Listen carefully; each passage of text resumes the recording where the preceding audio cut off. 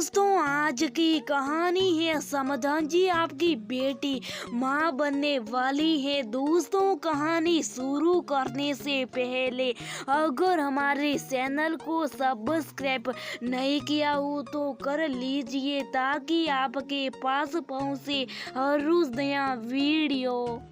प्रसव पीड़ा से तड़पती हुई सुधा और जब हॉस्पिटल लाया गया तभी दादी ने बोल दिया इस बार तो लड़की आएगी। सुधा को पहले से 3 बेटे थे, उसे एक बेटी की चाह थी, इसलिए उसने इस बार गांव के बरगद पेड़ पर लाल धागा बांधा था और न जाने कितनी मिन्नतें भी मांगी थी। सुधा के तीनों बेटे भगवान के आगे हाथ जोड़कर खड़े थे कि दादी की बात सच हो जाए। घंटों इंतजार के बाद रामू उनके घर का नौकर हावदा आया। मालकिनी को बेटी हुई है, घर में लक्ष्मी आई है, सुधा को बेटे, उसका पति, घर के सारे लोग जंत मनाने लगे। जब सुधा उसके घर लाई तो दादी भी अपनी खुशी छुपा नहीं पाई। देवी सी खूबसूरत थी वो, इसलिए दादी ने उसका नाम देवी रख दिया। उसके कदम घर में आती पिता सरपंच बन गए।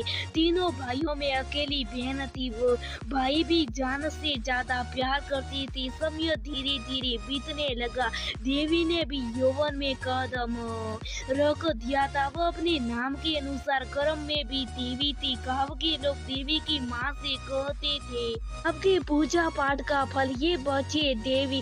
दादी के हुक्का को भरने का काम, उनके पसंद का खाना बनाना और उन्हें हाथ पकड़कर घुमाने का काम भी करती थी। सुधा के बेटे अपनी दादी को सिखाते थे, दादी अगर सोता भी बेटा होता तो क्या होता, कौन आपकी सेवा करता। दादी मदमन मुस्कुराती रहती।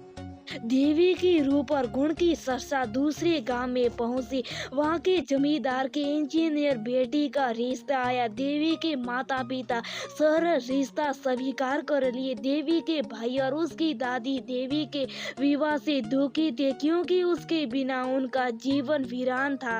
आज देवी की शादी का 1 महीना नहीं बीता था, देवी के ससुराल से खबर आई सुधा को बुलाया है बेटी के घर। न जाने पर्दा को तोड़ते हुए दादी ने सुधा को देवी के ससुराल भेज दिया। सुधा ने देखा देवी बिस्तर पर बेसुध पड़ी है और एक डॉक्टर उसे देख रहा है। क्या हो गया मेरी बेटी को? वह घबराहट में रोने लगी। देवी की सास ने कहा समधन जी बात तो खुशी की थी पर साथ में इसे जॉन्डिस हो गया। आपकी बेटी माँ बनने वाली है परंतु इसी बीच उसे ये बीमारी हो गई। सुधा और उसके भाई वही रो गए, उसका देखभाल करने लगे परंतु भगवान को कुछ और मंजूर था। इलाज के बाद भी देवी एक दिन सबको छोड़कर चली गई। सुधा ये गम बर्दाश्त नहीं कर पाई और देवी के जाने के महज 15 दिनों बाद उसकी भी मौत हो गई। पूरा परिवार जैसे दुखों के सागर में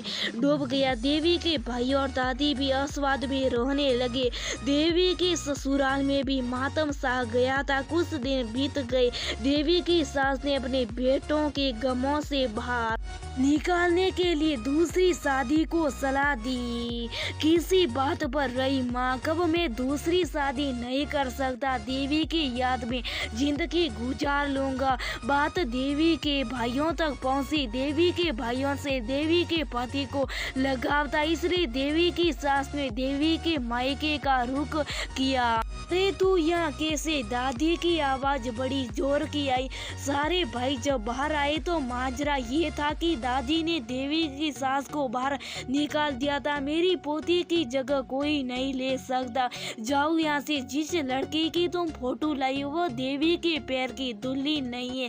दादी को समझा कर अंदर लाया गया। दादी जोर जोर से रो थी। देवी के भाइयों ने देवी की सास को दूसरी शादी की हामी दे दी। उन्होंने दादी और देवी के पति को भी राजी कर लिया। देवी के पति की शादी हुई, कुछ महीने बीत गए। अब देवी के बड़े भाई की शादी थी। आमंत्रण देवी के ससुराल भी गया। देवी की सास अपनी नई बहू को देवी के के भेजने में सकुशा रही थी, पर नई बहू ने वहाँ जाने की जिद कर दी। शादी का दिन था, नई बहू आ तो गई थी, परंतु उसे दादी के बारे में पता था, इसलिए वो पहले से समी हुई थी। भाई की शादी में बहन बहनोई का रस्म उसे निभाना था। उसने देवी का गहना और साड़ी पहन रखी थी। ये देख दादी को शक्कर आ गया और वह गिरने लगी। पास खड़ी नई बहू ने उन्हें पकड़ कर बिस्तर पर लिटा और अपने साड़ी के आंचल से हवा करने लगी।